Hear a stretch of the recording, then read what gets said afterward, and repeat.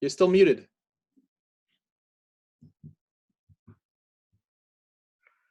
Have you heard of this rabbi in England, Chaim Rappaport? What's his name? Chaim Rappaport.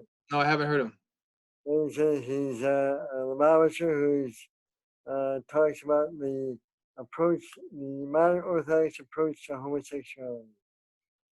And I don't know. I remember an article by him, but he does have some differences. I don't know fully, but when I told Lady that's what I agree with what the Rebbe said.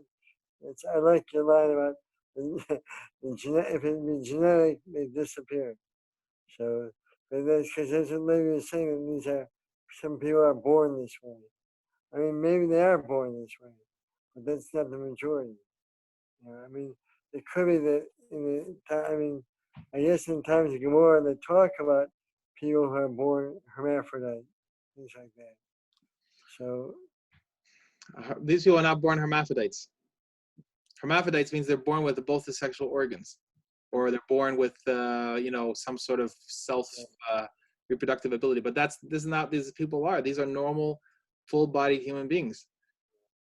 And the Rebbe specifically addresses this point over. He says that he says even there's some sort of disposition from their birth, we see that everyone could be born within nature, and they overcome that.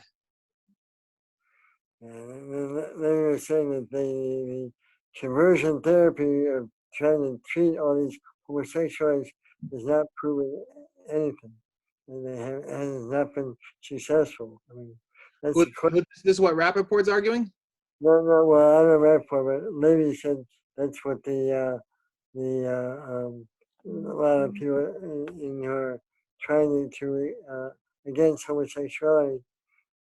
Pro-homosexuality, saying I can't speak to conversion therapy because I'm not advocating a particular therapy, but the general opposition, the homosexual ideology is opposed to anything that will try to get people out of a homosexual lifestyle. So it's difficult to say, they're not exactly a reliable source to say that it has never helped anybody.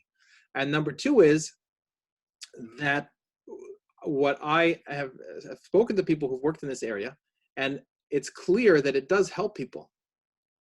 And I'm not saying conversion therapy. I'm saying some form of working through this, either whether it's a group and whether it's with a therapist and so forth, or you could, let's say, just the conversation we had tonight could be something that could be helpful to somebody. It's something that is very important to realize it does help people, but those people who are helped are not going around publicizing. Rabbi so-and-so, the teacher in a school, the husband of father of 5 kids, is not going around publicizing how successful he was in dealing with this. So the people that are helped are very happy to be helped, and they are not in any way wanting to be a testimonial for the success of it. So that's one of the things that makes it easy to argue that no one's been helped for this, because the only people that are speaking up against this are the people who claimed that they tried this and it didn't work and it hurt them or whatever. And there have been stories of sometimes therapists who are well-meaning being set up by people who come to them and claim they want to undergo conversion therapy, and then they end up saying it doesn't work, it hurt them, but they didn't have an intention at the outset really to be helped, or maybe some of them did, but then it didn't work for them, and so then they claim that it was the therapist's fault. But at the end of the day, like we said before, every person has the choice to be able to determine what actions they're going to do, what forms of pleasures they're going to allow themselves, what form of activity they're going to allow themselves, and no one can be to blame for where they are. Then he said the other alternative was, if they can't overcome homosexuality, they can at least not act on it, and therefore then they can just maintain a celibate relationship, not have any Right. I mean that's like a half best because they're not fulfilling the mitzvah puravu. And that's something is a gift to every human being to have that merit to perform that mitzvah. Yeah, but they say, I guess, if they don't have any sexual attraction to women, that's something. You know, sexual attraction is based on a thought. Right. It says that a person cannot have an erection without das. En kishri bli das. So that's a Gemara. So a person can't have an erection unless he has a good thought about it. The fact of the matter is that you can have a man that's 100% heterosexual and is under a lot of stress at work, feels that his wife doesn't love him, and has no sexual attraction and can't have an erection either. So it's all where your thoughts are. It's not a biological. It becomes a biological experience based on your thoughts, which thoughts you take seriously, but it's not a biological fact that a person, his reproductive organs are refusing to connect with a woman in order to have a child. That's not the fact. That's a fact. That's not what's happening.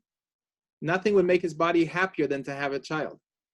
It's that his thinking is that he doesn't have an attraction to that woman or women in general. So whatever that thinking is, he's taking it very seriously. He's got all kinds of stuff built up about it, but why he's like this and why he thinks like this and why he wants this, doesn't want this, and what it reminds of him, what doesn't remind him, what he wants, on and on and on. Okay, so once we recognize it's thought, then we can recognize he has a choice to whether he's going to focus on those thoughts. Maybe he can let his mind wander to other thoughts that he hasn't been willing to entertain. Maybe he'll find some of those kind of interesting and exciting. You know, maybe he'll discover something new, like, hey, I don't know. He's gonna say, why didn't he do this before? Yeah, it's a hard situation. I mean, it's becoming so prevalent. It's like, another thing I said, interesting, like, why is it Sodom and Gomorrah is 10, not less than 10? And they pro-Trump, no more than 10? Why pro-Trump? I didn't get that. No, because now in social distancing, you can't have a meeting of more than 10. Oh yeah. That's a good question. I was thinking about that while I was talking about it. I'm not sure what the answer for that question is, and I didn't get a chance to look into that. But I think that the prevalence, it's really an illusion of prevalence. When they have these gay parades and stuff like that, I was speaking to somebody, a married woman with kids. She says to me, we were in an office meeting, and people were talking about what they did that weekend. She went to the gay parade, the pride parade, with her husband and kids. I was like, what? So I don't, it's like she feels that it's nice to be supportive and open-minded and all this kind of stuff. The public doesn't know what goes on in those parades, and the media is very careful not to actually film what goes on to those parades. And if they were, it would lead to a lot less acceptance of their approach to life. And that's just important to remember. It's really an illusion. The illusion of the popularity of it, the illusion of that. Is it becoming more acceptable? Yes, because the media and the television has become for years much more feeding these messages and sneaking one-liners into movies, and sneaking little scenes into movies, and sneaking as a side character that is gay and homosexual, whatever, and all these kind of things. And then over time, it becomes much more acceptable. It breaks into people's mentality. Oh, like it's kind of normal. And so I don't know that it really shifts the numbers in a dramatic way from what percentage of the population is actually engaging this in a dedicated lifestyle. It's not clear, but the fact of the matter is that more and more people will fall into it because they're being told that that's what these thoughts mean. And more kids are being approached at a younger and younger age, tragically, and their parents don't know what is going on in the schools and what they're being taught in the schools, because no kid comes home at the end of the day and says to his parents, oh, by the way, guess what we learned in school today? We learned about, homosexual behavior in sex education class and why it's okay. That's not what the kids do. Yeah, by the way, I think the letter you read from the Rebbe, I'm curious where it is, because I know there is a letter the Rebbe wrote to the house manager at Chabad House in Berkeley many years ago, before I was there, of a guy who later on changed his sexual orientation, and it was wrote very strongly about why not to do it. If you get a copy, that'd be fascinating. I mean, we didn't even discuss that today, but I think that's self-evident that that's a completely destructive behavior that goes against Torah. But maybe it needs to be addressed in a future class. But the fundamental points that we described over here still apply. Yeah. But it's really, I think it's very, and I hope the sense of urgency came across in what I was saying. Is like this is really our responsibility, and it's not the acceptability that's not spreading through some sort of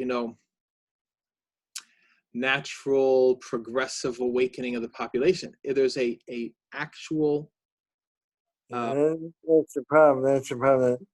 Even Levi thinks it's like just being, it's like being progressive, and embracing all kinds of people, In a way, it's like embracing Rishonim, and but it's like it's not the same thing, though. Well, I didn't address this, but I think it's important to address it.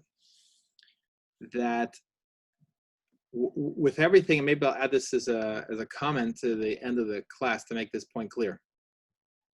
While it's important and essential, this love and understanding, we have to remember that we have to be the mishpim and not the mushpaim. We cannot allow ourselves to, how would you say, embrace this lifestyle or allow this to have an influence on us, because we're all human beings, and anything could come across as an interesting idea to anybody at any time. This is the fact of our humanity. So we have to be very careful and recognize that this is something that when I say being careful, it's not because they try to portray any type of sayag, any type of offense a person makes against homosexuality or offense for the Torah against homosexuality as some sort of homophobia. Just an irrational fear of this. Well, it's not an irrational fear of this. It's a just like I don't like going near ledges of high places, and I don't like to walk close to the edge of an 80-story building and look down because my body tells me this is not good for me. So too, my body has an experience of saying, oh, I want to stay away from this. This is not where I want to go. And my understanding of my own relationship with my Creator, my own relationship with myself as a man, and what it means to be a man, this is not something that's included in that. So I make a choice that's what I want to that's what I do want to include and what I don't want to include.